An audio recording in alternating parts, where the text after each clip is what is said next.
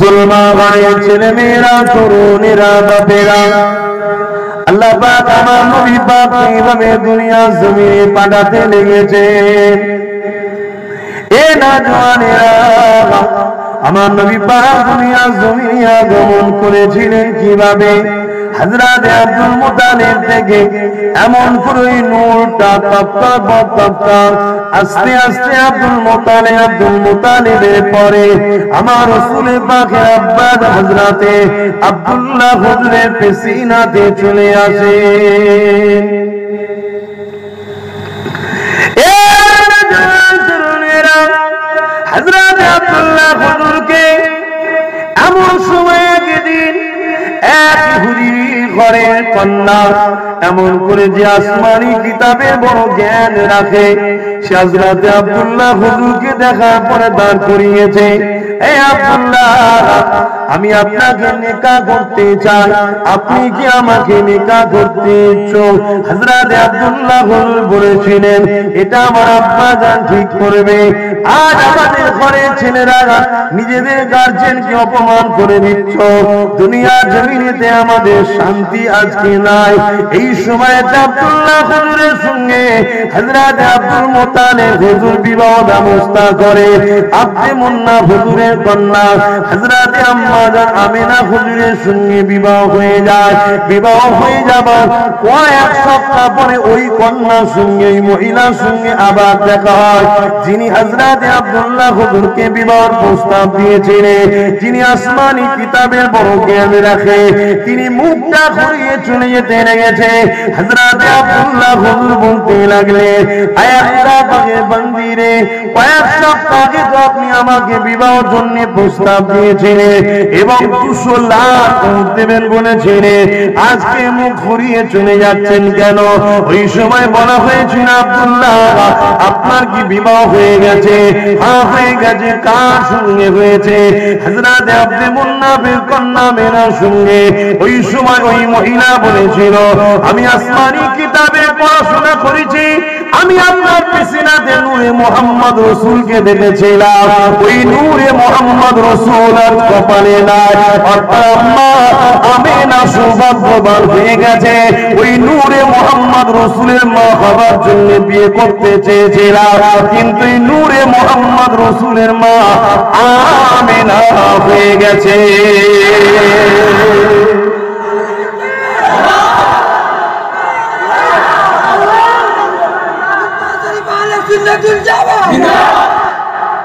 তখন আমার রাসূল পাক সাল্লাল্লাহু আলাইহি ওয়াসাল্লাম আব্দুল্লাহ হুজুর থেকে আম্মা আমিনা হুজুরের পবিত্র রেহেমে মোবারকে চলে এসেছে।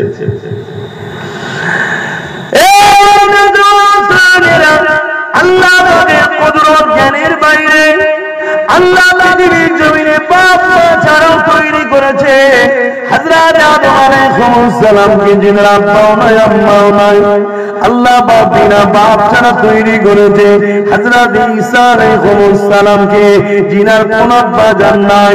এ যুবকেরা, তরুণীরা, বাবেরা, এমন করে হযরত সালেহ আলাইহিস সালামের জবানায় ওই সময়ের মানুষ মনে করত বাপ মা ছাড়া সন্তান হতে পারে না।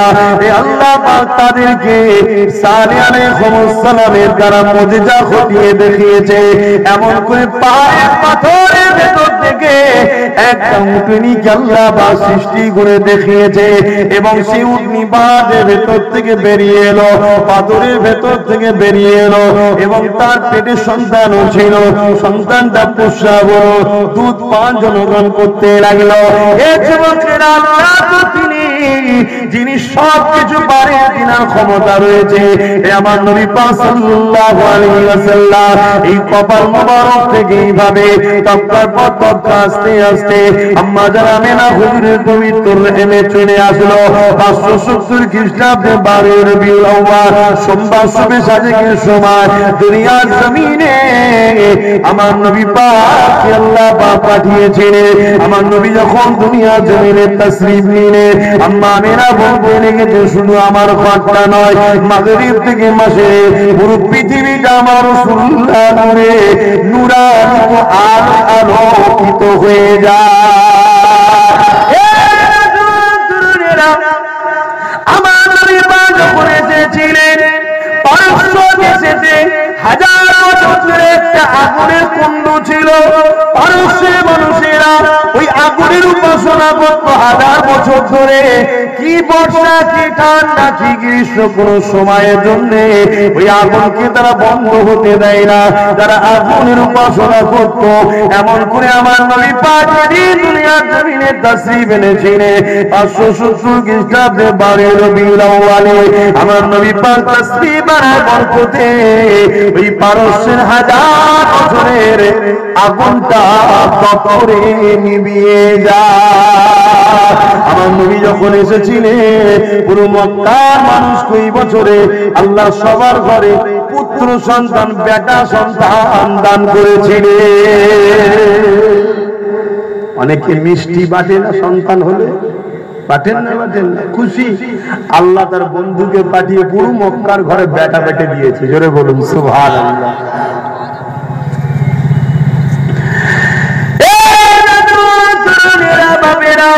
এবারে একটা কথা বলো, আমার নবী পাক আল্লাহ কেন পাঠিয়েছিলেন? আল্লাহ কোরআনে জানাচ্ছে আমি আমার বন্ধুকে পাঠিয়েছি দুনিয়ার মানুষকে গিয়ে আমি আল্লাহ আমার রাস্তা দেখাবে, আমার বাণী তাদেরকে শোনাবে, আমার কোরআনের শিক্ষা তাদেরকে দেবে। এক কথায় নয়, রাস্তা ইনসাফের রাস্তা, মানবতার রাস্তা, মনুষ্যত্বের রাস্তা, সঠিক রাস্তা দেখাবে। কেন আমার নবী আসার 500 বছর আগে একটা নবী এসেছিলেন হযরত ঈসা আলাইহিস সালাম। তিনি চলে যাবার পর আমার নবী পর্যন্ত 500 বছর কোন নবী রাসূল আসে না। এই না আসার পর পৃথিবীর মানুষেরা এত অন্ধকারে চলে গিয়েছিল, এত সংস্কৃত হয়ে গিয়েছিল, এত জাহিল তৈরি হয়ে গিয়েছিল, এত অত্যাচারী হয়ে গিয়েছিল, নিজেরা হাতে তৈরি করে হাজার হাজার নকল খোদা তৈরি করে ফেলেছিল। এবং আল্লাহ পাকের পবিত্র ঘর কাবা শরীফের মতো জায়গাতে 360টা নকল খোদা তৈরি করেছিল। কারণ নাম দিয়েছিল লাত, উজ্জা, হুবল ইত্যাদি ইত্যাদি।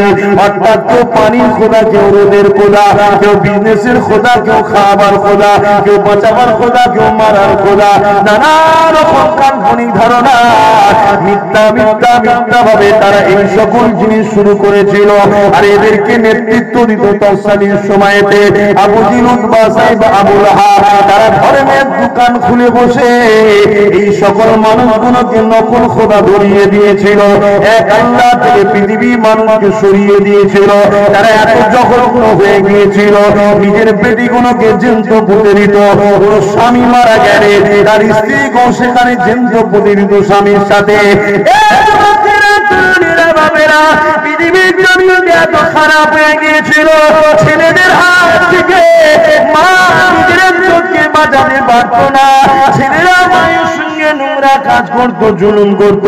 বাপেদের হাত থেকে বেটিরা নিজের ইজ্জত বাঁচাতে পারত না। এমন করে ধনী লোকের হাত থেকে গরিবের ঘরের বেটিরা সুরক্ষিত ছিল না, এবং গরিবের ঘরের যুবকরা সুরক্ষিত ছিল না। এখন যেমন বাজারে আলু পটল বিক্রি হয়, সেই সময় গরিবের ঘরের ছেলেদের কোমরে গলায় দড়ি বেঁধে বাজারে নিলামে তৈরি হতো, বাজারে বিক্রি হতো। যেমন আমার বেলাল হুজুরকে জাহিলিরা বিক্রি করেছিল, কিন্তু আমার সিদ্দিক আকবর খরিদ করে নিয়ে আল্লাহ নবীর কদমে নিয়ে এসে আজাদ করে দিয়েছিলেন। আরো জোরে বলুন সুবহান।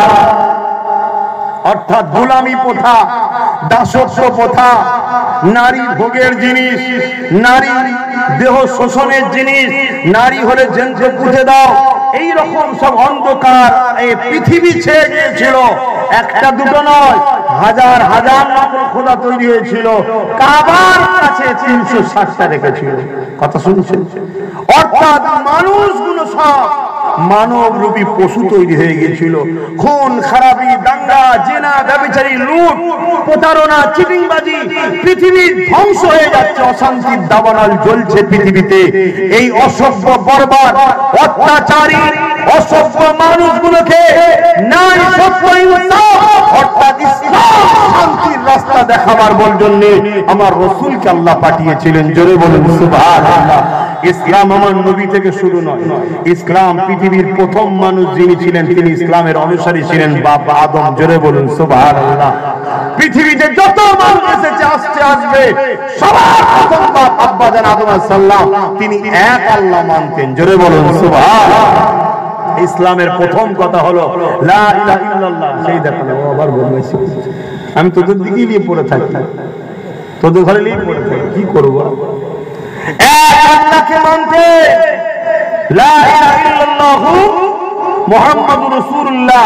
প্রথম কথা হচ্ছে লা ইলাহা ইল্লাল্লাহ, আল্লাহ কে সিওয়া কোই মাবুদ নেহি, আল্লাহ ছাড়া কারো উপাসনা নয়, আল্লাহ ছাড়া কোনো রব নয়, আল্লাহ ছাড়া কোনো খালেক নয়, আল্লাহর কোনো ফটো নাই, আল্লাহর কোনো ছবি নাই, আল্লাহর কোনো ভাষ্যকার নাই, আল্লাহর কোনো মূর্তি নাই। কেন আল্লাহকে কেউ দেখে না তো মানাবে কি করে? কথা বুঝে আসছে না? না। অতএব আমার রাসূল পাক সাল্লাল্লাহু আলাইহি সাল্লামকে পাঠানো হলো, যান মানুষগুলো ভুল রাস্তায় চলেছে ওদেরকে সঠিক রাস্তা দেখান। সেজন্য আমার রাসূল এসেছিলেন। আল্লাহ নবী দুনিয়া জমিনে এসে কত কষ্ট করে দুনিয়া জমিন থেকে নারীদের অধিকারকে ফিরিয়ে দিয়েছে। এই দুনিয়া নারীরা 1000 বছর থেকে শুরু করে এমন করে যদি আমার রাসূলুল্লাহ বন্দনা করত, আজকে তো নারী হলে জিন্দু পুঁতে দিত, আজকে তো নারী হলে হত্যা করে দিত।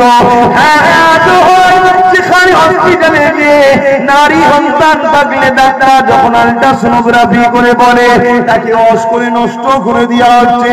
কিন্তু আমার রাসূলের পাককে যারা মানে, আমার নবী পাককে পিয়ার করে, তাদেরকে মধ্যে শুনে রেখে দেয়, তার ঘরে যদি কন্যা সন্তান হয় সে তখন বলতে লাগে আল্লাহ আমাকে একটা জান্নাত দিয়ে দিয়েছে।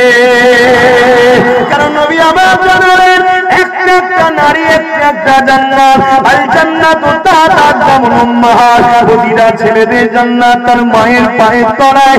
মা নারী নারী নারী, যে মাকে পুরুষরা হত্যা করত তার সন্তানের হাত থেকে ইজ্জত বাঁচাতে পারত না, আমার রাসূলুল্লাহ এসে ওই মায়ের মর্যাদা কত দিল। আল্লাহ শ্রেষ্ঠ শান্তির জায়গা জান্নাত, ওই জান্নাত তো মায়ের পায়ের তলায় ঠিকানা দিল।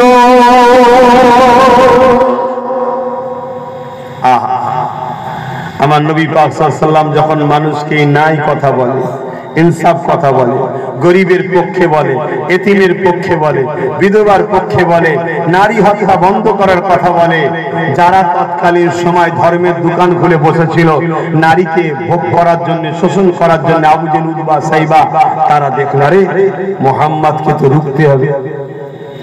শুনছেন না শোনেননি? মুহাম্মদ রাসূলকে রুখতে হবে, যদি না রুকা যায় তাহলে আমাদের ভণ্ডমি ফাঁস হয়ে যাবে। শুনছেন? ভণ্ডমি ফাঁস হয়ে যাবে, লোক সত্য জেনে যাবে, ইনসাফ জেনে যাবে, ইনসানিয়াত জেনে যাবে, মানবতা জেনে যাবে, তারা সব মুহাম্মদ রাসূলের দিকে চলে যাবে। যেমনটা ভাবলো ঠিক তেমনটাই হলো।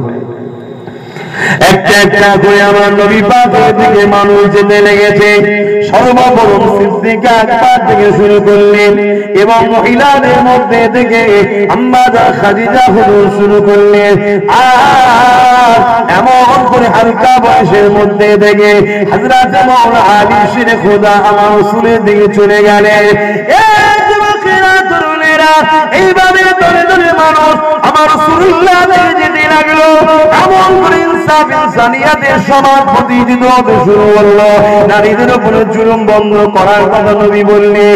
এমন করে মানুষের উপরে ধোঁকা দিয়া প্রতারণা করা, অত্যাচার করা, জুলুম করা বন্ধ করার কথা আল্লাহ নবীর মেসেজ শোনাতে লাগলে তলে তলে মানুষ আমার রাসূলুল্লাহ দিকে আসতে লেগেছে। এটা দেখে আবু জেহেল বড় চিন্তিত হয়ে গেল। মক্কা জমিনে একটা মেলা হতো, ওই মেলাটার নাম হলো কাজের মেলা। ওই কাজের মেলায় তামাম পৃথিবীর লোক আসতো, আর নেতৃত্ব আবু জেহেল উতবা সাইবারা দিত। ওই নেতৃত্বরা কি করলো, প্রতিটা রাস্তার মোড়ে মোড়ে লোক বসিয়ে দিল, লোক দাঁড় করিয়ে দিল। যারাই বাইরে থেকে আসবে তাদেরকে জানিয়ে দেবে কেউ যেন মুহাম্মাদের কাছে না যায়, কেউ যেন মুহাম্মাদের কাছে যেন না যায়। কেননা মুহাম্মাদের কাছে গেলে মুহাম্মাদের দিকে তারা চলে যাবে। এই যুবকেরা তারা দাঁড়িয়ে গিয়ে মোড়ে মোড়ে মোড়ে দাঁড়িয়ে গিয়ে যারা দুনিয়ার বিভিন্ন জায়গা থেকে আসে তারাই বলতে লেগেছে গেছে মুহাম্মাদের কাছে যাবে না, মুহাম্মদ বলে একজন এসেছে তার কাছে যাবে না, সে আমাদেরই পরিবারেরই একটা সন্তান, মক্কারই ঘরের সন্তান, কিন্তু সে আজকে নবী দাবি করেছে, তার কাছে যাবে না, সে কিন্তু জাদুকর, উল্টো পাল্টা আমার নবী নিয়ে শোনাতে লেগেছে। কিন্তু যেই শোনে সেই তো ভাবে একবার চ দেখি কে দেখি কে, আর যে আমার রাসূলুল্লাহর কাছে যায় আমার নবী পাকের ইনসানিয়াত মানবতার কথা শুনে তলে তলে তলে আমার রাসূলুল্লাহর হাতে পায়ে মুসলমান হতে লেগেছে। আরো জোরে বলুন সুবহান। ইয়া রাসূলুল্লাহ, সবাই বলো ইয়া রাসূলুল্লাহ, ইয়া হাবিবাল্লাহ বলবে তো, কথা বুঝে আসছে তো ভাইরা আমার? এইটা প্ল্যান তৈরি করেছিল আবু জেহেল। আজকের দিনের সঙ্গে মিলিয়ে দেখুন, সেদিন আবু জেহেল চেয়েছিল যারা বাইরে থেকে আসছে তাদেরকে বুঝাও যে মুহাম্মদ জাদুকর, মুহাম্মদ আমাদেরকে ভুল বুঝাচ্ছে।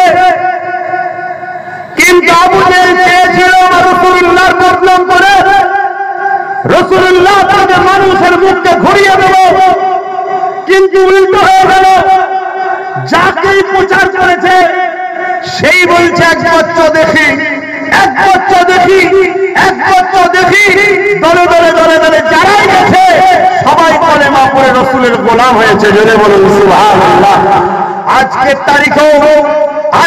তারিখেও বিশ্ব জুড়ে ধর্মের নামে যারা ভণ্ডামি করছে, নারীদেরও শোষণ করছে, ধর্মস্থানের ছোট্ট ছোট্ট বাচ্চাদেরকে রেখে তাদের শরীরকে লুটছে, মানুষকে গরু ছাগলের মতো পালনা বানিয়ে রেখেছে, তারা আজকে নিজেদের হককে টিকাতে দিয়ে আমার রাসূলুল্লাহ সালে নানা রকম ফিল্ম তৈরি করছে। কখনো রাসূলুল্লাহর পরিবার নিয়ে আলোচনা হচ্ছে, কখনো আমার নবী নিয়ে কটূক্তি করছে। আমি আপনাদেরকে জানিয়ে দিই, এরা হচ্ছে আবু জেহেল, এরা যত আমার নবীর বিরুদ্ধে বলবে তত আজকে কিনা দলে দলে দলে দলে এদেরই ঘরের লোকেরা বলে ওপরে মুহাম্মদের গোলাম হতেই হবে।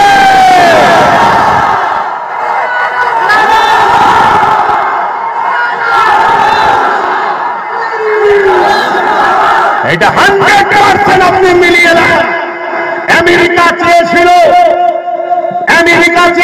মুসলমান রাখবো না, বাইরে থেকে মুসলমানের ভিসাকে বন্ধ করে দিল, আমেরিকায় মুসলমান আসতে দেব না। আমেরিকা চেয়েছিল, আলহামদুলিল্লাহ সুম্মা আলহামদুলিল্লাহ, আমার আল্লাহর কুদরতের কাছে সবার চিন্তাধারা ফিউজ উড়ে যায়, সব ফিউজ উড়ে যাবে। আমেরিকা চেয়েছিল মুসলমান ঢুকতে দেব না, আমার আল্লাহ বাইরে থেকে কাউকে যেতে হবে না। আজকে সেই আমেরিকায় ডেলি হাজার হাজার যুব সমাজ মুসলমান হচ্ছে। জোরে বলুন সুবহানাল্লাহ। সব থেকে বড় বিষয় শুনে রেখে দেন যে বুশ ইসলামের কত বড় দুশমন ছিল, চেনেন না? চেনেন না? ওই বুশের কন্যা পর্যন্ত ইসলাম কবুল করে কোরআনের হাফেজাও হয়েছে। জোরে বলুন সুবহানাল্লাহ। আমরা শুনতাম আমেরিকা ইসলামের বিরোধী করে, আমরা শুনতাম ফ্রান্স হুজুরের সানে কাটুক তৈরি করে, আমরা শুনতাম অস্ট্রেলিয়া, ব্রাজিল, বিভিন্ন দেশ আমার হুজুরকে ইসলামকে কটূক্তি করে, আমাদের বড় কষ্ট হতো।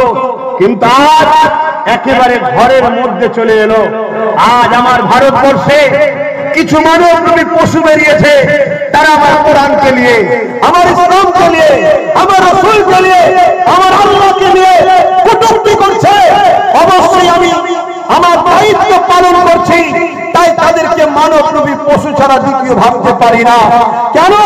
আল্লাহর কোরআন জানাচ্ছে যারা আমার হুজুরের সাথে গুস্তাখি করবে, সে দাড়ি রেখে হোক আর দাড়ি চেঁচে হোক, প্যান্ট শার্ট পরে হোক আর মাথায় টুপি চুপটা লাগিয়ে হোক, তাদের সম্বন্ধে কোরআন দেওয়া দিচ্ছে তারা চারো সন্তান। কি সন্তান? জোরে বলুন, জোরে বলুন। যদি কারো বলতে ডাউট হয় তাহলে আপনার কোরআনের উপরে ডাউট আছে, কোরআন আল্লাহর কথা, আপনার ঈমান গেছে। কথা মাথায় ঢুকছে না? ঢোকে না? অতএব ওলীদ বিন মুগীরা নাম শুনেন রে? আমার নবীর সামনে বিয়াদবি করেছিল, আয়াত নাযিল করে আল্লাহ জানিয়ে দিয়েছে, হাবিব 10টা গুণ আছে, তার মধ্যে শেষ গুণ হলো এ অবৈধ সন্তান। আল্লাহ নবীর যখন এই মেসেজ ছড়িয়ে গেল বাজারে, সবাই কানে খুশি হচ্ছে। ওলীদ বিন মুগীরার কানে চলে গেছে। ওলীদ বিন মুগীরা তার মায়ের কাছে গেছে, সে বলছে মুহাম্মদ আমাকে জারদ সন্তান বলছে। মুহাম্মদ তুমি তো বলে না, বললেন না সুবহানাল্লাহ। শয়তান হোক এটা জানে সত্য বলে, কিন্তু খদ্দের টিকিয়ে রাখতে হবে। ধান্দা তো বন্ধ হয়ে যাচ্ছে, হুজুরের দোকানে সব পালাচ্ছে। কথা মাথায় ঢুকছে না? ঢুকে না। এখানে বড় লোক গরিব, ভিআইপি আনভিআইপি ওসব কিছু নয়। পীর সাহেবের বেটা তো কি হয়েছে, চাষির বেটা যদি ইমাম হয়, পীর সাহেবের বেটাকে চাষির বেটার পিছনে দাঁড়িয়ে নামাজ পড়তে হবে। নাম ইসলাম। জোরে বলুন সুবহানাল্লাহ। হ্যাঁ, এখানে কোনো ভাব ভেদ নাই। কথা মাথায় ঢুকছে না? ঢোকে না। ওলীদ বিন মুগীরা সে জানে সত্য বলছে, কেন মুহাম্মদ মিথ্যা বলে না। তারাই তো বলেছিল আলামিন। কারা বলেছিল? তারাই তো বলেছিল আবু জেহেল উতবা সাইবা, এরাই তো বলেছিল মুহাম্মদ চির সত্যবাদী। জোরে বলুন সুবহানাল্লাহ। তো যা তারা বলার জন্য সুবহানাল্লাহ বলছি না, আমার আল্লাহর কুদরতের জন্য সুবহানাল্লাহ বলছি, যে আল্লাহ দুশমনের মুখ থেকে হুজুরের সত্য বার করায়। জোরে বলুন সুবহানাল্লাহ। তো ভাইরা আমার, তখন ও গিয়ে মাকে বলছে এটা বলো। তখন ওর মা বলছে মুহাম্মদ ভুল কিছু বলেনি, তোমার বাপ উপযুক্ত ছিল না, মুখ কালো করে তোমায় আমি দিয়েছি। এবার বাকিটা সব বুঝতে পেরেছেন। অতএব সবে কিয়ামত পর্যন্ত দিলের মধ্যে খোদাই করে লিখে নেন, যদি পৃথিবীর কেউ চ্যালেঞ্জ আছে ডিএনএ পরীক্ষায় প্রমাণ হয়ে যাবে সে যার সন্তান। কথা মাথায় ঢুকছে না? ঢোকে না? এর মধ্যে খোদাই করে লিখে দেন, হুজুরের সামনে যারা গুস্তাখি করবে সে দাড়ি রেখে হোক আর দাড়ি চেঁচে হোক, টুপি পরে হোক আর টুপি খুলে হোক, জুব্বা লাগিয়ে হোক আর প্যান্ট শার্ট পরে হোক, সে কোন কি দাবি করছে আমার দেখার দরকার নেই। আমি এতটুকু জানি, আল্লাহর কোরআন জালিকাল কিতাব লা রাইবা ফি, बाद में इसको पढ़ना, पहले ये दिल में अकील ले आओ, इसमें गलत तो बहुत दूर की बात है, इसमें कोई शख्स नहीं, পুরো সন্দেহ নাই। সেই কোরআন বলছে এই হুজুরের সামনে গুস্তাখি যারা করে এরা যারও সন্তান। আপনারা একমত নাকি? হাত তুলে বলুন একমত নাকি? যদি হাত না ওঠে ঈমানের ঘাটতি আছে, জানবেন আপনার ঈমানই নাই। কেন সন্দেহ আমার কথাই নয়, কোরআনকে অস্বীকার করছে। কথা বুঝে আসছে? অতএব পৃথিবীতে যে যেখান থেকে ভুগবে আমার হুজুরের বিষয়ে সঙ্গে সঙ্গে তার দিকে তাকাবেন আর দিলের মধ্যে গেঁথে নেবেন কি এর মা মুখ কালো করেছে।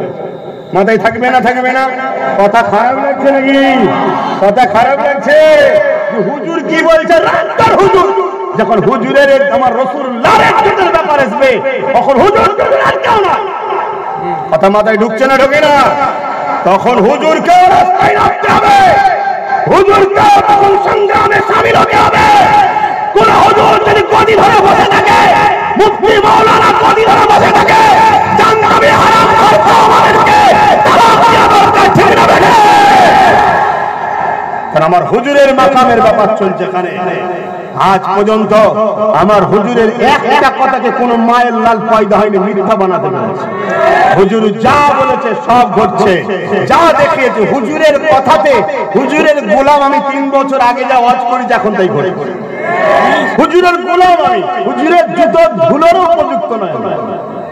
আমার নবীর পাক সাল্লামের জুতা মুবারকের পায়ের যে তলায় ধুলো থাকে, বালি ধুলো, তারও উপযুক্ত আমি নয়। কেন হুজুরের ধুলো মুবারক আল্লাহর আরশে ওঠার চান্স পেয়েছে। জোরে বলুন সুবহানাল্লাহ। ঠিক না বেটি?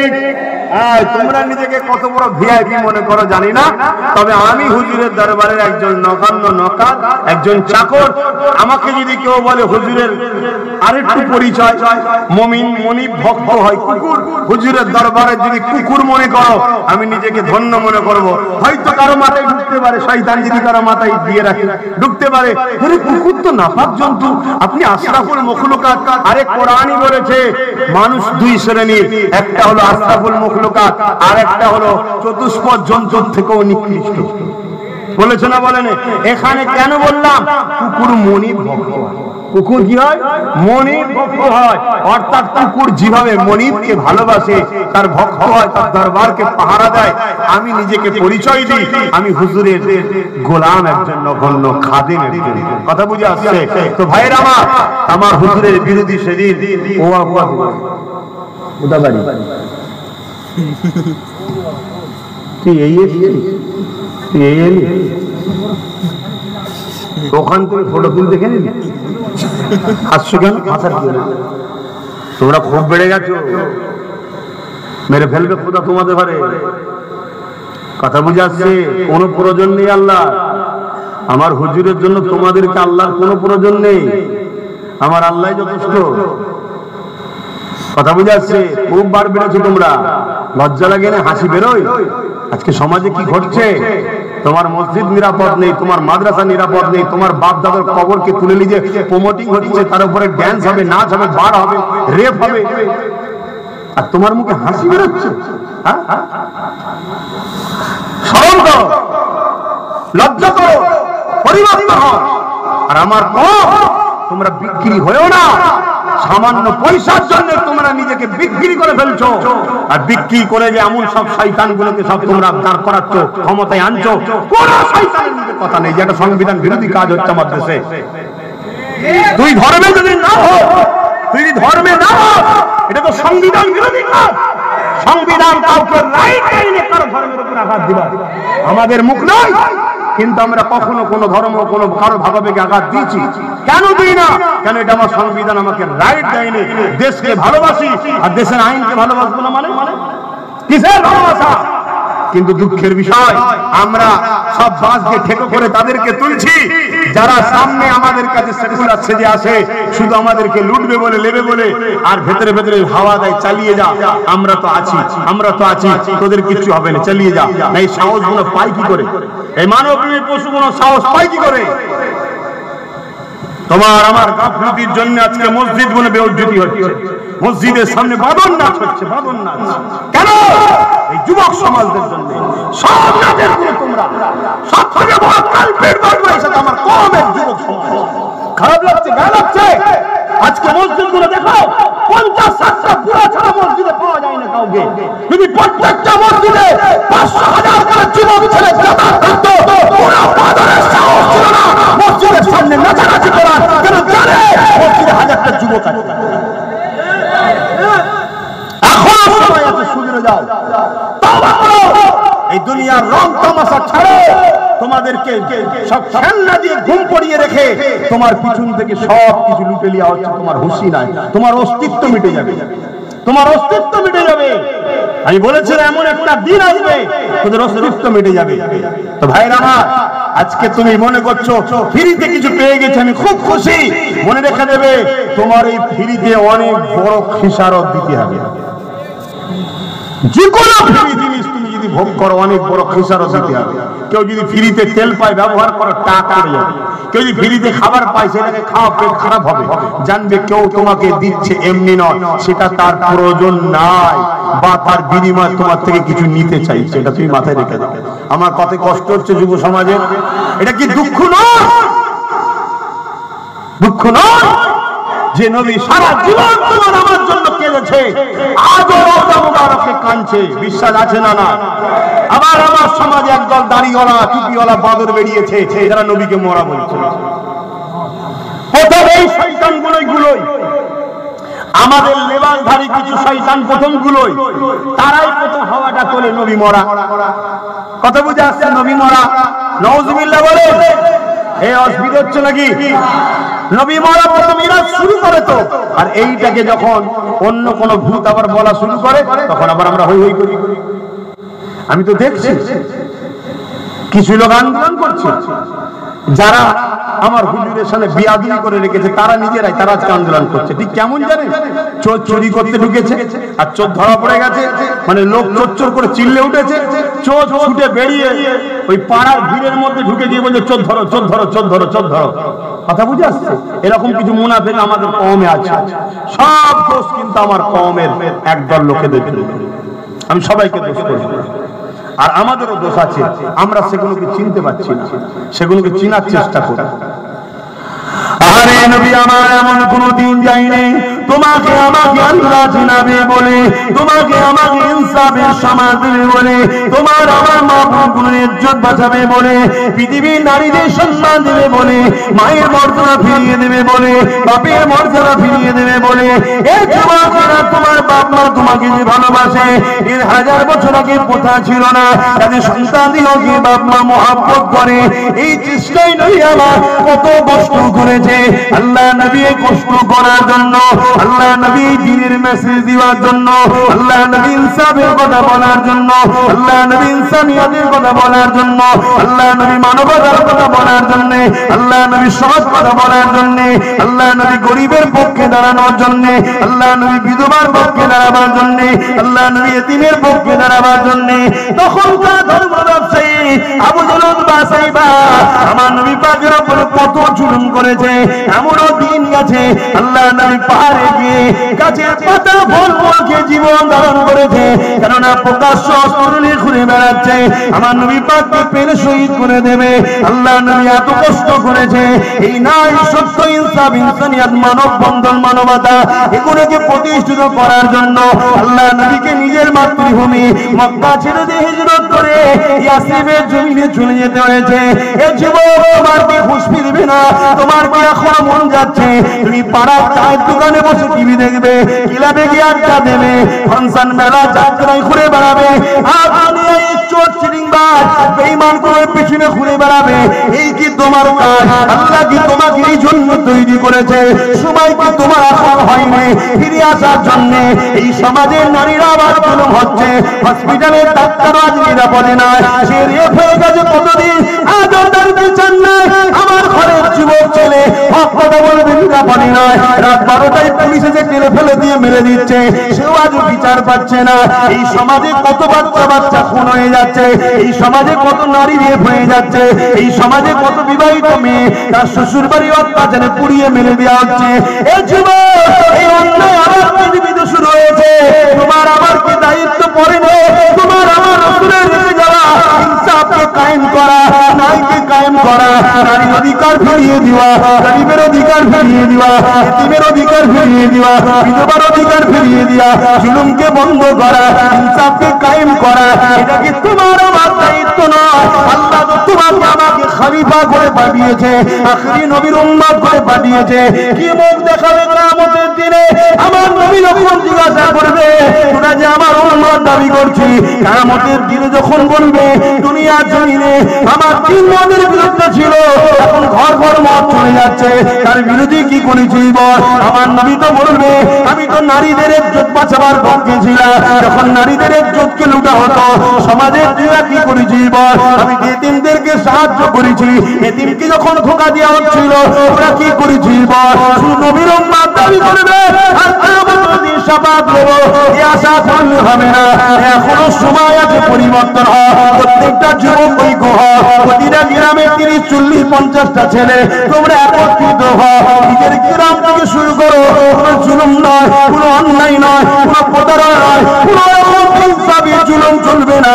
মনে রাখবে তার কিয়ামতের দিনে যাবার আগে কবরের জমিনে যখন তোমাকে শুইয়ে দেওয়া হবে, আমার রাসূলুল্লাহ তোমার কবরে আসবে, ফেরেশতা যখন জিজ্ঞাসা করবে তোমার মান রব্বুকা মা দীনুকা মান নবিয়ুকা, আমার নবী বলে যাবে ফেরেশতা রে দুনিয়ার জমিনে আমার জন্য অনেক লড়েছে, অনেক কষ্ট করেছে, আমি নবী গাওয়া দিচ্ছি এ আমার গোলাম ছিল। আরো জোরে বলুন সুবহান। আসো যুবক বোঝো, জলসা তো হাজারো হচ্ছে, লাখ হচ্ছে, এ সমাজে মদ বন্ধ হয়েছে, জুয়া বন্ধ হয়েছে, জুলুম বন্ধ হয়েছে, মসজিদ মাদ্রাসার টাকা ঝেড়ে খাওয়া বন্ধ হয়েছে। বলো আল্লাহ কি ধরবে না? নবীর শাফাআত ছাড়া নাজাত কেউ পাবো? আর কবরে হুজুর আসবে, এটা বুখারী মুসলিমের হাদিস। কবরে হুজুরকে হাজির করানো হবে, জোরে বলুন সুবহানাল্লাহ। সেই হুজুরকে কি মুখ দেখাবে তখন? তুমি আমি আবার বলছি তুমি আমি পরিবর্তন হও, কিচ্ছু করতে হবে না, শুধু হুজুরের গোলাম, প্রকৃত গোলাম হও। চেহারায়, সুরাতে, লিবাসে, কর্মে, কথাতে, কাজেতে, কারবারে, ব্যবসাতে, সব জায়গায় হুজুরের সুন্নাতকে ফলো করো, অন্য কাউকে না। বাস এতটুকু, তুমি এতটুকু করো, আজকের আবু জেহেল এমনি দোকান বন্ধ করতে চলে যাবে।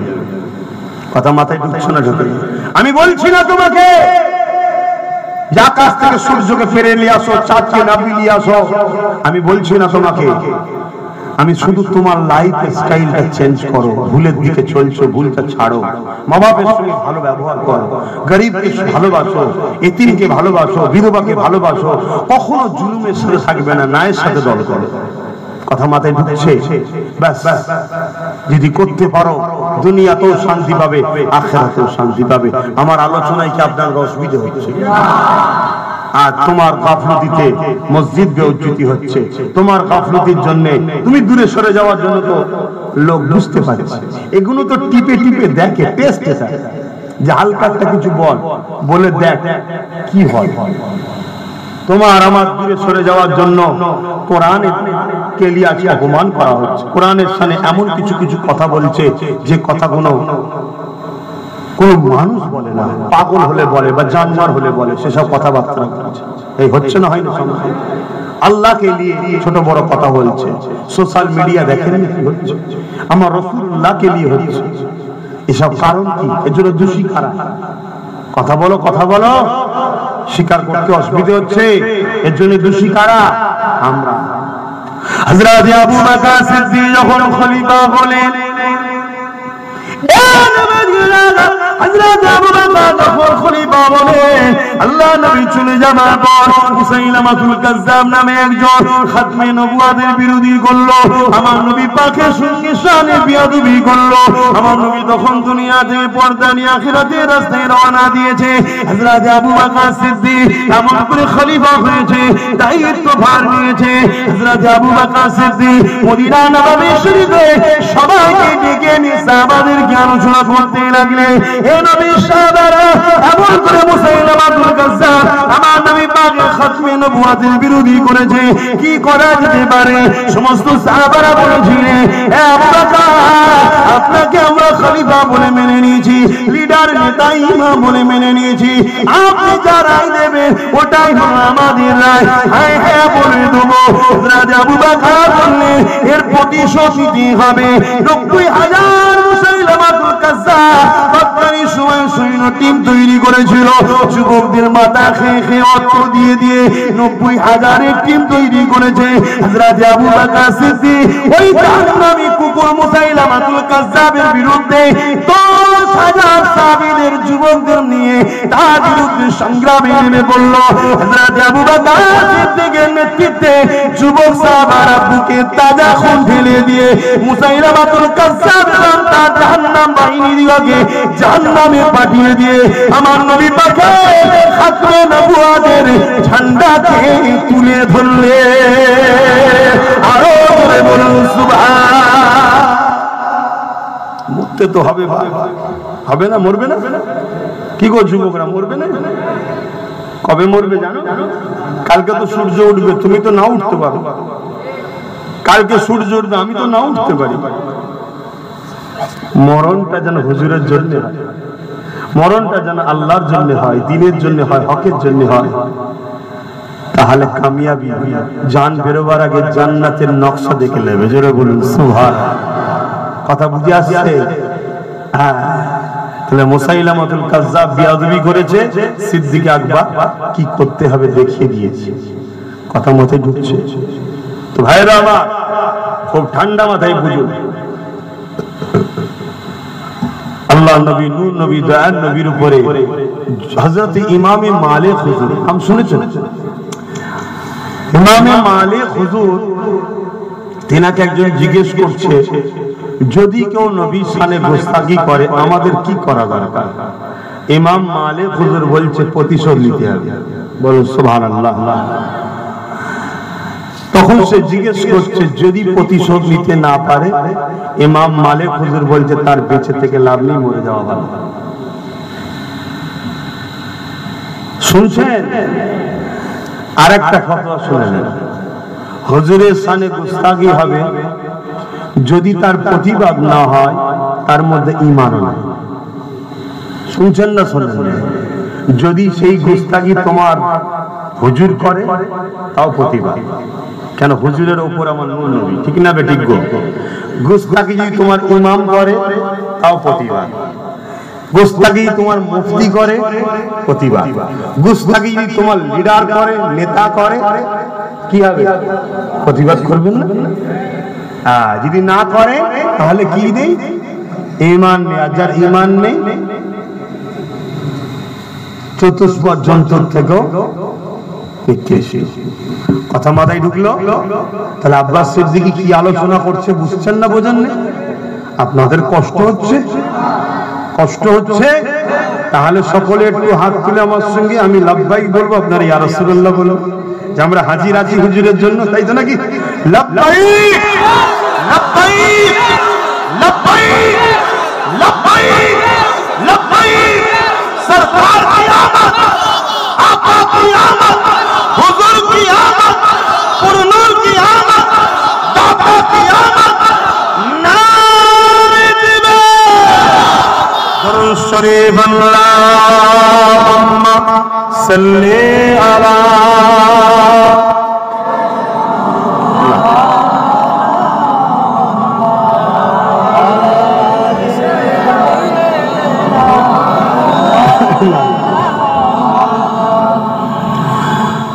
रहमत बरस रही है दरबार मुस्तफा में,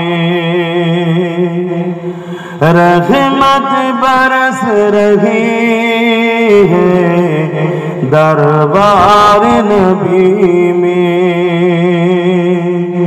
बिन मांगे मिल रहा है दरबार नबी में, रहमत बरस रही है दरबार नबी में।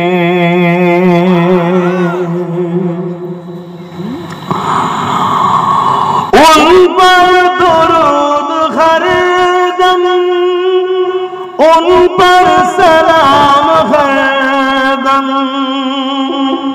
उन पर दुरूद हर दम, उन पर सलाम हर दम, हर एक पर रहा है दरबार नबी में, हर एक पर रहा है दरबार नबी में, रहमत बरस रही है दरबार नबी में। अल्लाहुम्मा सल्ली अला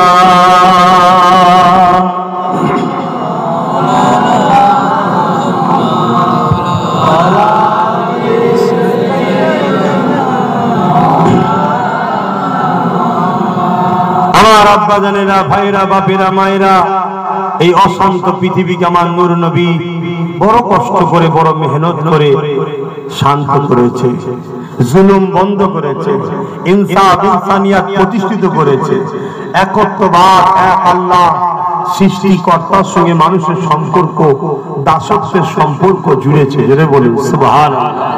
নারীদের অধিকার দিয়েছে।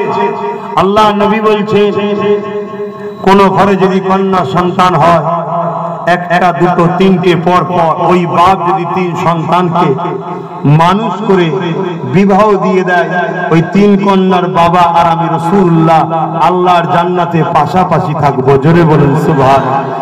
যেখানে নারী অবহেলিত, লাঞ্ছিত, অপমানিত আজকেও হচ্ছে, কথা বুঝছে, সেখানে আমার রাসূল নারীদেরকে এত সম্মান দিয়েছে, এত ইজ্জত দিয়েছে, এত প্যার করেছে।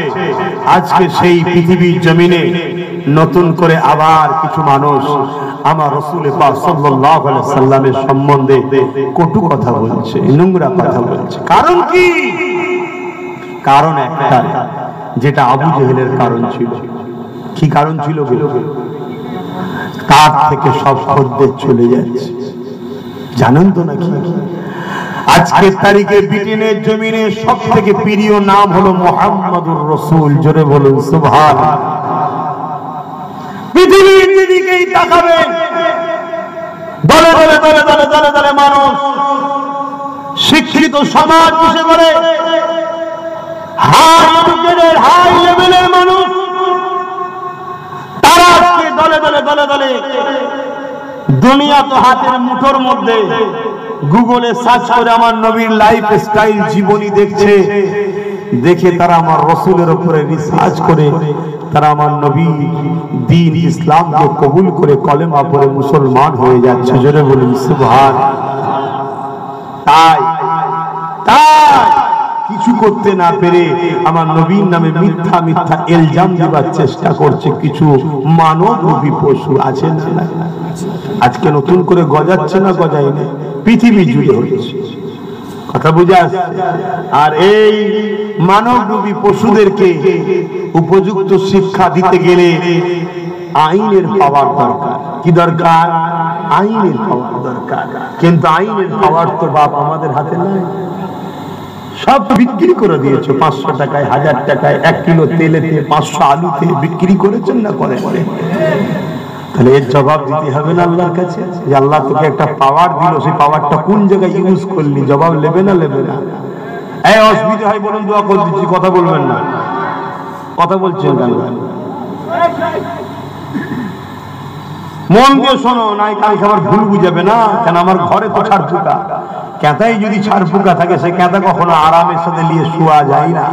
আমার কমের মধ্যে তো ছাড় পোকা ঢুকে গেছে, আছে না? না, নবীকে আমাদের মতো মানুষ বলে না, বলে না, মরে গেছে বলে না, বলে না, শাফাআত করতে পারবে না বলে না, বলে না, নবীও ভুলে যায় এ কথা বলে না, বলে না।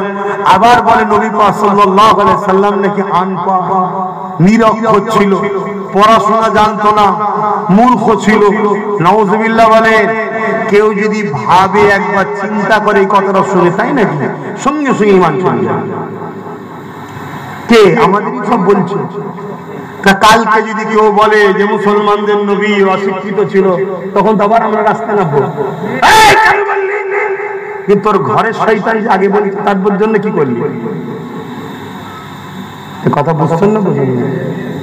আমার অসুবিধা হচ্ছে, আমায় দাওয়াত করবেন না ভাই, আল্লাহকে সাক্ষী রেখে দেখেছি। আর যদি লিয়ে আসেন তাহলে নবী নবী করবো, শুনতে হবে। কেন? আমি আল্লাহ পেয়েছি, আল্লাহ পেয়েছি হুজুরের ওসিলায়। জোরে বলুন সুবহানাল্লাহ। এবং আল্লাহ আমাকে শিখিয়েছে হুজুরের সম্মান কতটা। সূরা ইখলাস চেনেন আপনারা? সবাই জানেন তাই না? যাকে বলা হয় সূরা তাওহীদ। কি বলা হয়? ওই সূরাটাকে বলা হয় সূরা তাওহীদ। তাওহীদ মানে একত্ববাদ, এক আল্লাহ। অর্থাৎ মক্কার মুশরিকরা জিজ্ঞেস করল, আমার নবী যখন বলল লা ইলাহা ইল্লাল্লাহ, আল্লাহকে সেবা কোই ইলাহা নাই, তখন মক্কার মুশরিকরা জিজ্ঞেস করছে মুহাম্মদ আল্লাহকে সাল্লাল্লাহু আলাইহি ওয়াসাল্লাম, আল্লাহকে? তখন আমার আল্লাহ বলছেন হু আল্লাহু আহাদ। এরকম বলেছে না? কুল হু আল্লাহু বলেছে, কুল হু আল্লাহু আহাদ। হাবিব আপনি বলুন আল্লাহ তিনি যিনি এক। আল্লাহুস সামাদ, হাবিব বলুন আল্লাহ তিনি যিনি কারো মুখাপেক কি নয়। লাম ইয়ালিদ ওয়া লাম ইউলাদ, আল্লাহ তিনি যিনি কারো থেকে সৃষ্টি নয়, তিনার থেকে কেউ সৃষ্টি, অর্থাৎ স্ত্রী সন্তান নাই। ওয়া লাম ইয়াকুল লাহু কুফুয়ান আহাদ, আল্লাহ যিনি এক অদ্বিতীয়, তিনার সমকক্ষ কেউ নেই। তিনি কে? আল্লাহ। আমি বলতে চাইছি তাহলে আল্লাহর সংজ্ঞা হলো সূরা ইখলাস। তাওহীদ একত্ববাদের প্রমাণ দিচ্ছে সূরা ইখলাস। এই সূরা ইখলাসটাও শুরু করছে দেখুন রিসালাত দিয়ে। কুলটা কিন্তু তাওহীদ নয়, কুলটা রাসূল। হাবিব আপনি বলুন। তাহলে আমার আল্লাহ তো কুল বাদ দিয়ে বলতে পারতেন না? পারতেন না? আল্লাহ তো বলতে পারতেন হু আল্লাহু আহাদ। হাবিব বলে দিন আল্লাহ তিনি যিনি এক, পারতেন না? পারতেন না? কিন্তু আল্লাহ আমাদের শিক্ষা দিচ্ছে আমি আল্লাহ হয়ে, খালেক হয়ে আমি পারি পৃথিবীর সবার হৃদয়ে আমার দাসত্ব, আমার একত্ববাদের, আমার কলেমা, আমার একত্ববাদের, আমি আল্লাহ, আমার প্রেম সবার হৃদয়ে আমি ঢুকিয়ে দিতে পারি। ক্ষমতা আল্লাহর আছে না? না। কিন্তু আমি আল্লাহ হয়ে ক্ষমতা থাকার পরেও আমি তোদের সঙ্গে নবীর মাধ্যম ছাড়া কথা বলাকে পছন্দ করছি না। জোরে বলুন সুবহানাল্লাহ। অতএব আমার হাবিবের গুরুত্ব কতটা আল্লাহ বাড়াচ্ছে দেখো, যে আমার হাবিব ছাড়া তোরা আমাকে পাবি না। তাই তো আল্লাহ বলছে আমি তোদের সারগের থেকেও কাছে আছি, আর আমার নবীকে আল্লাহ বলছে জানের থেকেও কাছে আছে। জোরে বলুন সুবহানাল্লাহ। সারগ বেশি কাছে না জান বেশি কাছে? আল্লাহ তো ফেলে দিচ্ছে, কেন এইটা ধরলে ইনি তোদেরকে আমার উপযুক্ত বান্দা বানাবে। জোরে বলুন সুবহানাল্লাহ। আর ইনাকে না ধরলে বানাবেটা কে? কেন আমি আল্লাহ, এটা আমার তাওহীদ বা আমার শানের খিলাফ যে আমি ডাইরেক্ট বান্দার সঙ্গে কথা বলি না, আমি যার সঙ্গে কথা বলবো সে তো নবী হবে। জোরে বলুন সুবহানাল্লাহ। কিন্তু আজ আমাদের সমাজে কিছু লোক নবীকে বাদ দিতে চাইছে না, চাই না। এটা একটা প্ল্যান। কেন এটা করতে চাইছে ছোট্ট করে শুনেলেন, একটাই কারণ, দুনিয়া দেখেছে বা দেখছে না এদের চাকরি আছে, না ঠিক মতো শিক্ষার সুযোগ আছে, না ঠিক মতো ব্যবসা আছে, না ঠিক মতো সরকারি পদ আছে, না ঠিক মতো রাজ ক্ষমতা আছে, না ঠিক মতো কোনো আওতা আছে। কোন জায়গা ঠিক মতো না থাকার পরও পৃথিবী আমাদেরকে হাজার বার মিটাতে চেয়েছে। যারা মিটাতে চেয়েছে তারা মিটে গেছে, আমাদের মিটাতে পারেনি। আরে চেঙ্গিস খান কত বড় আতঙ্কের নাম, 1 কোটির উপরে মানুষ মেরেছিল, সেই চেঙ্গিস খান আমাদের মিটাতে চেয়েছে, সে মিটে গেছে। আমরা 200 কোটি আছি। বলুন সুবহানাল্লাহ। আলাউল খান আমাদেরকে মেরে মেরে মেরে মেরে দাজলা নদীর পানি লাল করে দিয়েছিল রক্তে, আমাদের রক্তে, সে মিটে গেছে। আজও আমরা 200 কোটি আছি। জোরে বলুন সুবহানাল্লাহ। যুগে যুগে যারা আমাদেরকে মিটাতে চেয়েছে তারা মিটে গেছে, আমাদেরকে মিটাতে পারেনি। তাই তারা চিন্তা করেছে এরা কি করে থাকে, অস্ত্র নেই, বোম নেই, গুলি নেই, কামান নেই, পরমাণু বোমা নেই, ক্ষমতা কোনো কিছু নেই, তাও এদেরকে মিটানো যায় না। কেন এদেরকে মিটাতে পারেনি? একটাই কারণে, এদের দিলের মধ্যে সবুজ গম্বুজলার প্রেম ও আদর আছে। জোরে বলুন সুবহানাল্লাহ।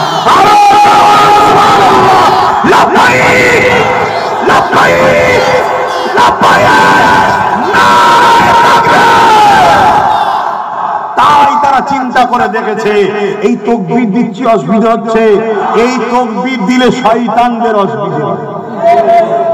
মসজিদে আজান হলে দেখবেন কুকুর ছুটি করে না, কেন করে? দেখতে পায় যত বড় শয়তান থাকে, জিন দুষ্টু থাকে, সব ছুটোছুটি করে। মানুষ দেখতে পায় না, অবলা পশুগুলো দেখতে পায়, তাদের বিভৎস চেহারা দেখে তারা চিৎকার চেঁচামেচি করে। তাই আমরা তাকবীর দিলে অনেকে বলে যে সব ঠিক আছে, এত তাকবীর দেয় কেন, এত তাকবীর, কষ্ট হয় না? মসজিদে গ্রামের মোড়ে মোড়ে বালা আছে না, মাঝে মাঝে মানুষ মরে যাচ্ছে, গ্রাম গ্রাম মানুষ মরে যাচ্ছে, রোগ বেড়ে যাচ্ছে। বালা বালা বলে, কি বলে?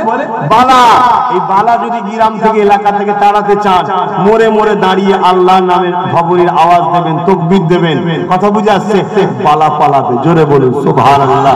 কোন জায়গায় আপনারা 2-4 জন ঘিরে ফেলেছে বালা অনেক কজন, বাঁচার উপায় হলো জান খুলে তাকবীর দেন।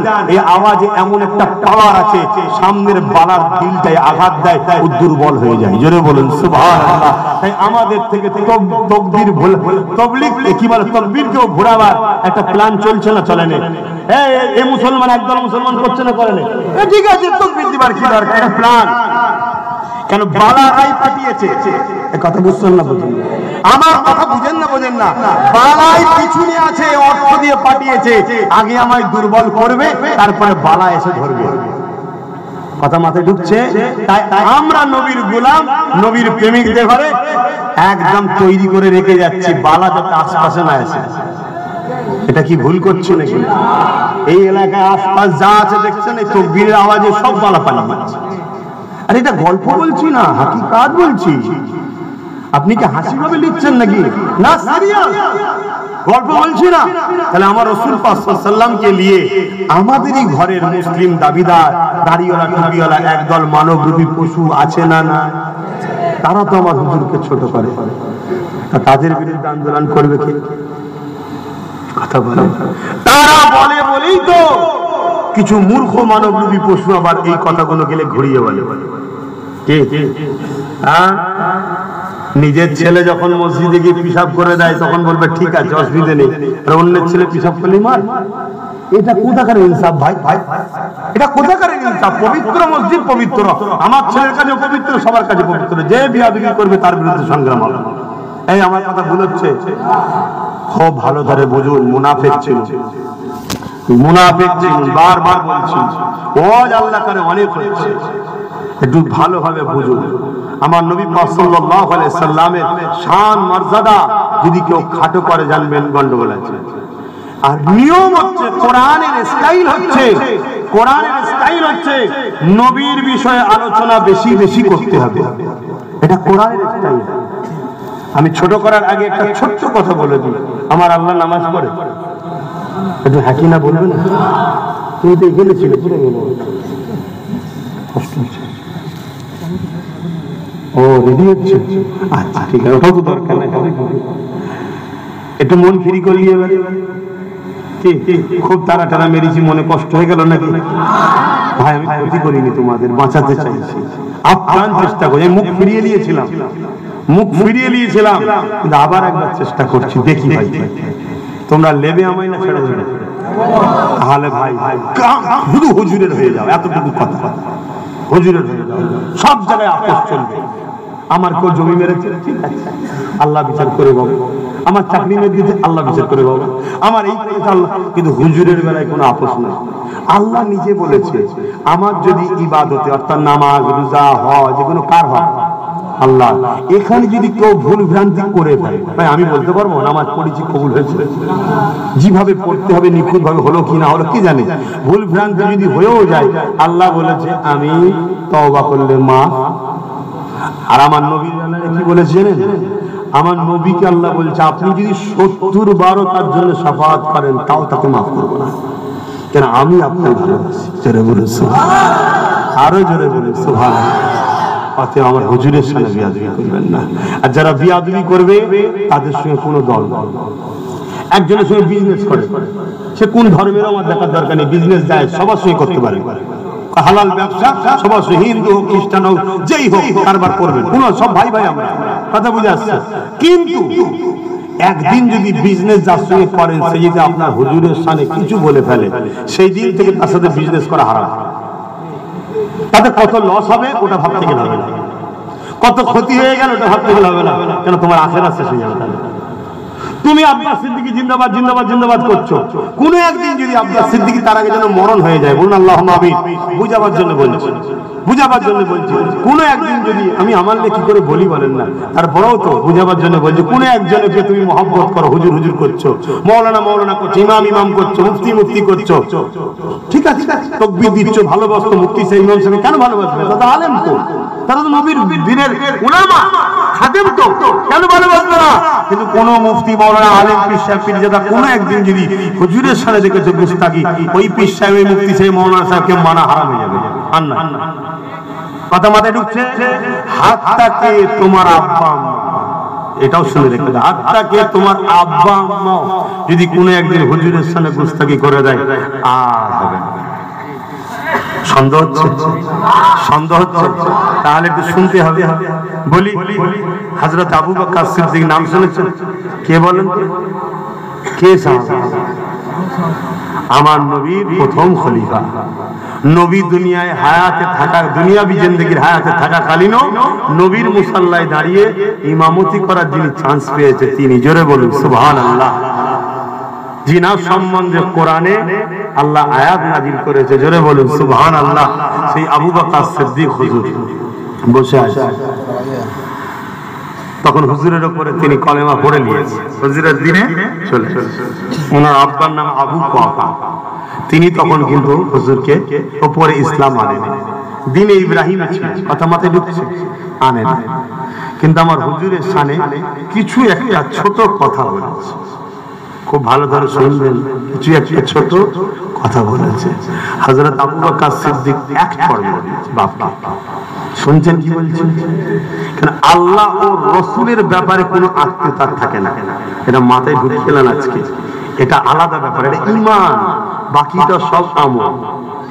তো এক কর্মে দিয়েছে আল্লাহ নবী বললেন আবু বকর তুমি মেরে দিলে। হযরত আবু বকর সিদ্দিক কি বলেছিল জানেন? যার গুণ আমার শরীরেও দৌড়চ্ছে, মানেন তো নাকি? হযরত আবু বকর সিদ্দিক বলছেন ইয়া রাসূলুল্লাহ, বেঁচে গেছে আমার বাপ, বারেক হাতে তরোয়াল ছিল না, থাকলে দুটো রূপে দিত।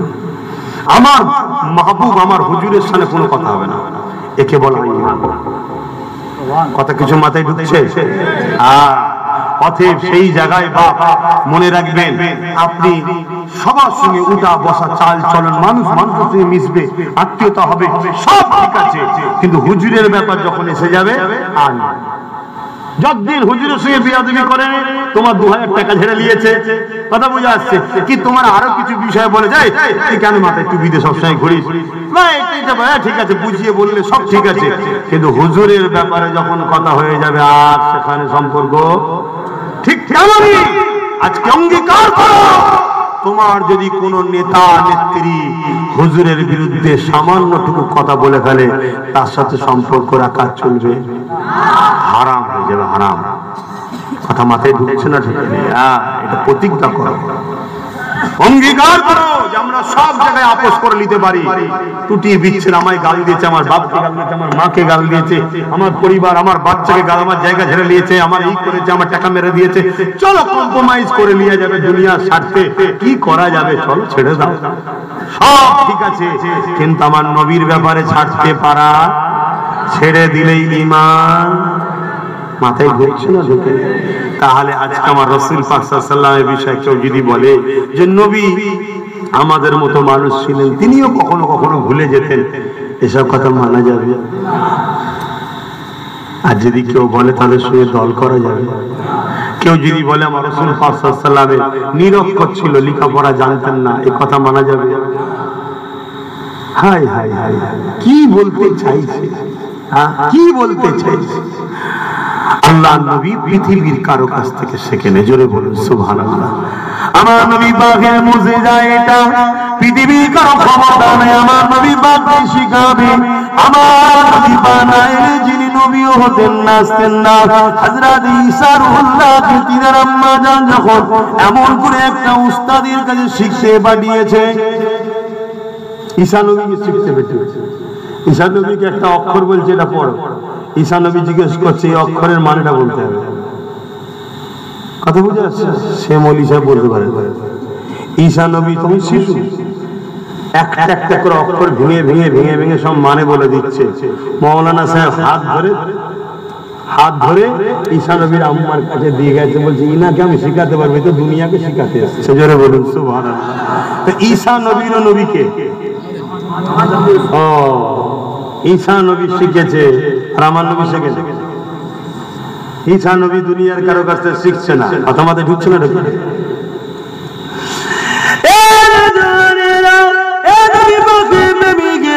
আল্লাহ নবী নূর নবী নবী রাহমাতুল লিল আলামিন নবী আমার দুনিয়ার কারো কাছ থেকে শিখেনি, এই দুনিয়ার কারো কাছ থেকে শিখতো, তিনি নবীর থেকে শানওয়ালা হয়ে যেত, নবীর থেকে মর্যাদায় বেশি হয়ে যেত। আল্লাহ নবীকে আমার আল্লাহ পাক শিক্ষা দিয়েছে। আল্লাহ কোরআনে জানাচ্ছে, হাবিব আপনি যা জানেন না আমি আল্লাহ পাক তা সব কিছু শিখিয়ে দিয়েছি। আল্লাহ নবী নবী নবী তিনি আল্লাহ পাকের কাছ থেকে শিখেছে। তিনি পড়তেও জানতেন, তিনি লিখতেও জানতেন, তিনার অক্ষর জ্ঞান ছিল, কিন্তু তিনি লিখতেন না। কেন লিখতেন না? আল্লাহ পাক নিষেধ করেছিলেন, আপনি যদি লিখেন তাহলে দুনিয়ার মানুষ বলবে অন্যান্য কিতাবকে সামনে রেখে, আসমানি কিতাবকে সামনে রেখে মুহাম্মদ কোরআনকে লিখে দিয়েছে। ওই জন্য আমার নবী পাক লিখতে জানতেন, পড়তে জানতেন, কিন্তু আল্লাহ পাক লুকিয়ে দিয়েছিলেন, লুকিয়ে দিয়েছিলেন। হাবিব আপনি লিখবেন না, আমি আল্লাহ আপনাকে শিখিয়েছি ঠিকই, কিন্তু আপনি লিখবেন না।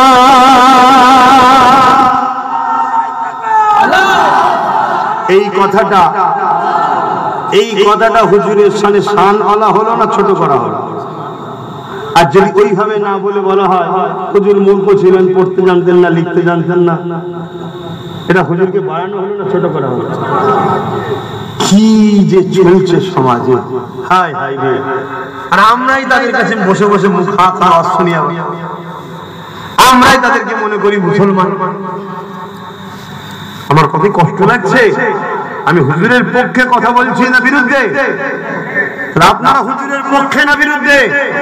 পক্ষে যখন নীতি মজবুত করেন, নীতি মজবুত করেন যে সব জায়গায় আপোষ চলবে, হয় আমার নবীর ব্যাপারে কোনো অভাব নয়, নবীর পাকের বিরুদ্ধে যদি কোনো রকম চুমচা যদি বাটকিমতি হয় তার সাথে আমরা নাই।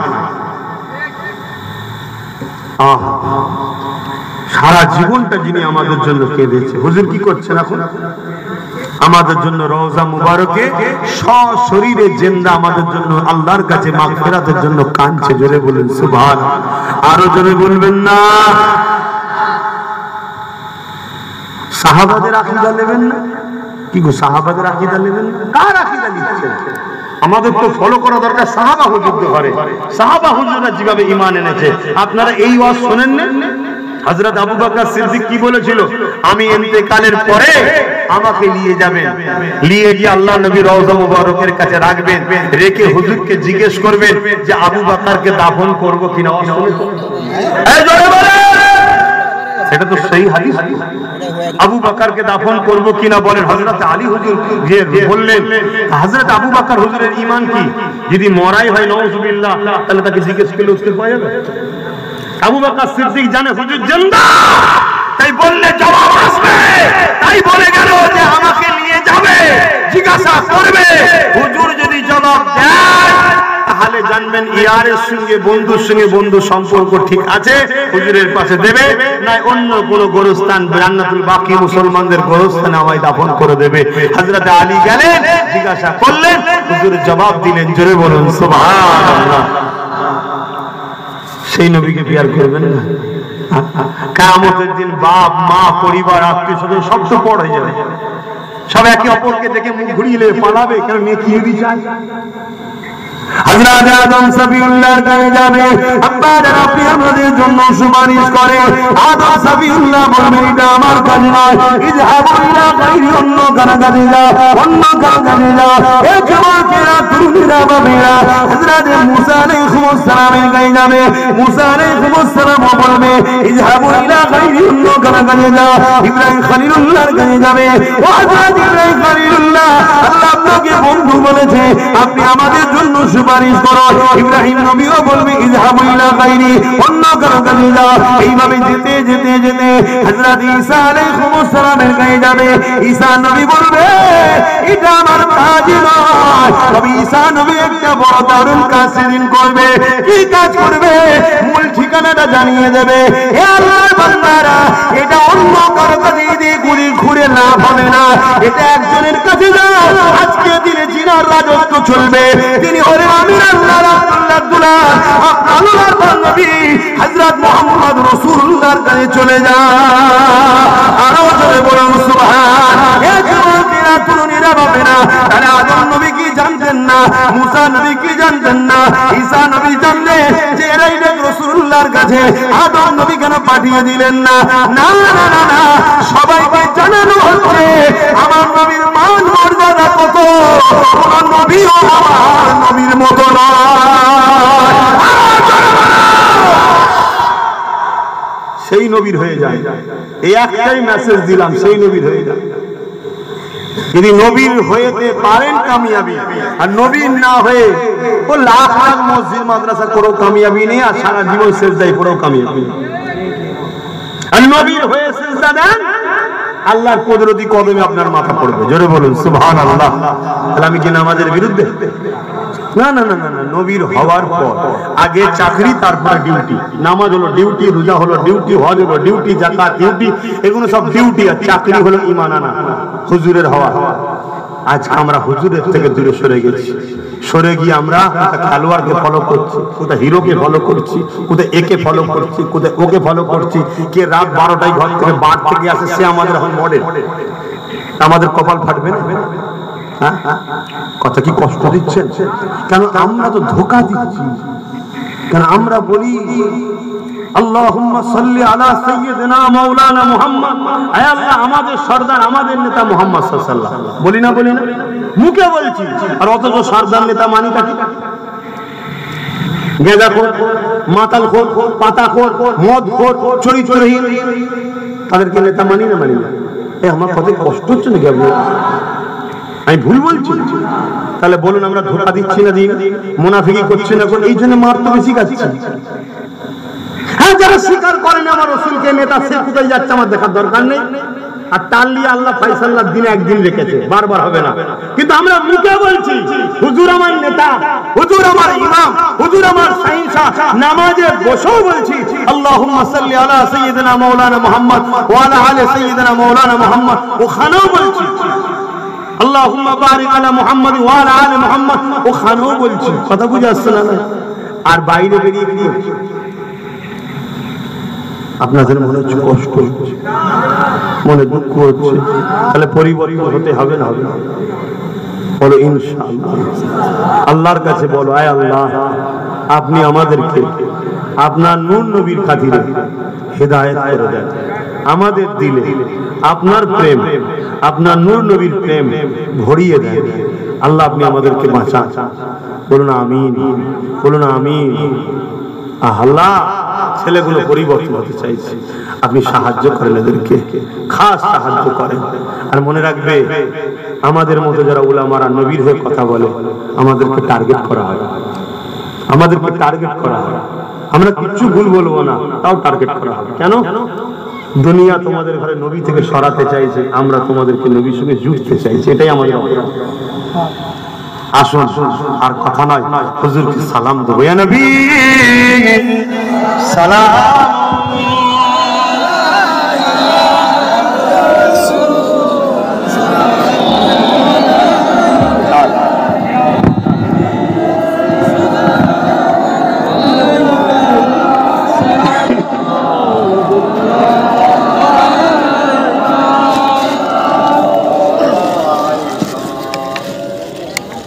এই যে দাঁড়িয়ে সালাম দিতে, কেউ যদি বসে সালাম দেয়, তার নিয়ে আমাদের কোনো ঝগড়া নেই, কোনো ফতোয়া নেই। শুনছেন আপনারা? কেউ যদি বসে সালাম দেয়, তার নিয়ে আমাদের কোনো ঝগড়া নেই, কোনো ফতোয়া নেই। আপনার পছন্দ, আপনি বসে দিচ্ছেন, সেটা আপনার ব্যাপার। কিন্তু দুঃখটা কোথায় জানেন?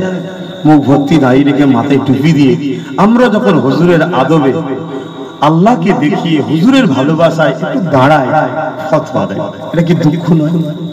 বলেন, এটা কি দুঃখ নয়?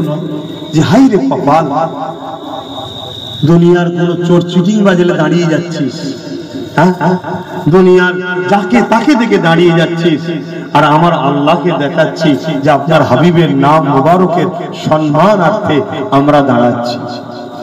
এই দাঁড়ানোর বিষয় কোরআনে আল্লাহ আদেশ করেছে না করেন? সল্লু, দরুদ পড়ো, ওয়াসাল্লিমু, সালাম দাও। সালামের পরে আমরা কি বলছে বলবেন তো? এই আয়াত তো সবাই শুনেছেন, তাসলিমা। তাসলিমা মানে কি? সব থেকে উত্তম ভক্তি, ভালোবাসা, আদবের সাথে সালাম দাও। জোরে বলুন সুবহানাল্লাহ। হাদিস পাকের মধ্যে আছে, আমার নবী সাহাবা হুজুররা নবীকে যখন সালাম দিতেন, দাঁড়িয়ে দাঁড়িয়ে সালাম দিতেন। জোরে বলুন সুবহানাল্লাহ। আমার কিছু ভাইদের এই ছোট ছোট ভুলের কারণে আজকে আমার নবীকে অনেক সাধারণ আম ঘরের ছেলেরা আজকে সম্মান করা ভুলে যাচ্ছে। আর যখনই আমাদের দিল থেকে নবীর মহব্বত, আদব কমে যাচ্ছে, এই সুযোগে কিছু জালিম তখন ছোট বড় কথা বলার সাহস পাচ্ছে। কথা মাথায় ঢুকছে তো নাকি? অতএব এটা হলো প্রেম, ভক্তি, ভালোবাসা। কেউ যদি কোনো জায়গায় বসে দেয় কোনো দিনের জন্য, আমার নবীর গোলামেরা, আহলে সুন্নাত ওয়াল জামাতের মানুষরা তাদের বিরুদ্ধে ফতোয়া দিয়েছে নাকি যে ঈমান চলে যাবে, ও বেঈমান হয়ে গেছে? না, দেওয়া যাবে না। কেন? এটা প্রেমের ব্যাপার। প্রেমে কখনো জোর জবরদস্তি করতে না, এটা রুচি। আমাদের দিন, আমাদের প্রেম, আমাদের ভক্তি, হুজুরের মহব্বত, ভালোবাসায় আমরা সকলে দাঁড়িয়ে দাঁড়িয়ে সালাম দিই। কথা বুঝে আসছে? আসে সকলে দাঁড়িয়ে দাঁড়িয়ে সালাম একটু আমরা পাঠ করি। ইয়া নবী সালাম, ইয়া রাসূল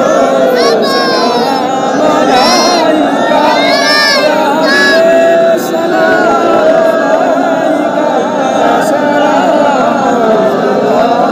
আলাইকা, কঠিন হাসরের দিনে কি আছে মোদের কপালে, গুনাহগার উম্মত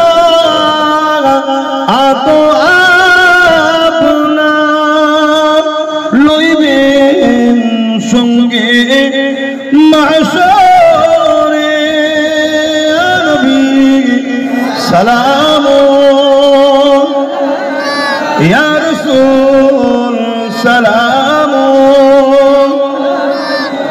يا حبيب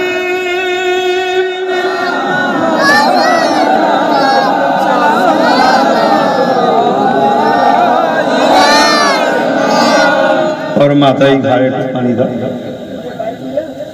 আলা উনি সবাই উকি মারামারি কি অভ্যাস খাবে না পানি শুনছো আয় বেশি নাই আয় ঘাড়ে টুকে দাও হ্যাঁ বাস ঠিক হয়ে গেছে ছেড়ে দাও কঠিন হাসরের দিনে কি আছে মোদের কপালে গুনাহগার উম্মাত আতো আপনার লইবেন সঙ্গে মাহশরে নবী সালাম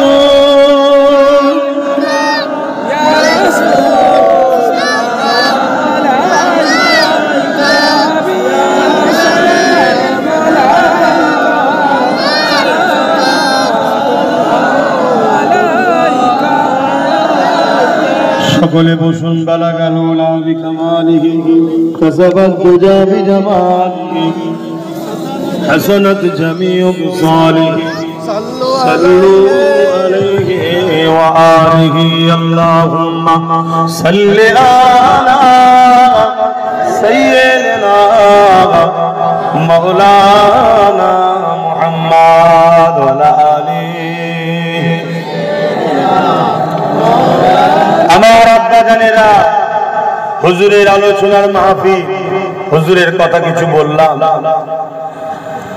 আপনারা কেউ আমার কথাবার্তা ভাষাতে স্টাইলে কেউ কষ্ট পেলেন পাগল মানুষ হুজুরকে ভালোবাসে জানি না হুজুর আমায় ভালোবেসেছে কি চেষ্টা করি তাই হুজুরের পক্ষে কথা বলি যেখানেই যাই হুজুরের পক্ষে কথা বলি আমি আপনাদেরকে জিজ্ঞেস করতে করতে রয়ে গেলাম যে আল্লাহ নামাজ পড়ে বলুন বলুন বলুন রোজা রাখে হজ করে যাকাত দেয় আল্লাহ করে কি সর্বসময় তার হাবিবের শান মর্যাদার আলোচনা করে জোরে বলুন সুবহানাল্লাহ বয়ান বাড়ায় নবীর শান মর্যাদা ফেরেশতাদের কাছে মাজলিস তৈরি করে বাড়ায় জোরে বলুন সুবহানাল্লাহ পরে যদি কখনো সময় আল্লাহ দেয় আলোচনা হবে তো হুজুরের মাহফিল করা দরকার আছে না না ঈদে মিলাদুন নবী মাহফিল তো লিখেছেন আলহামদুলিল্লাহ এরপরে এই মাস চলে যাবার পরে সারা বছর জলসা হয়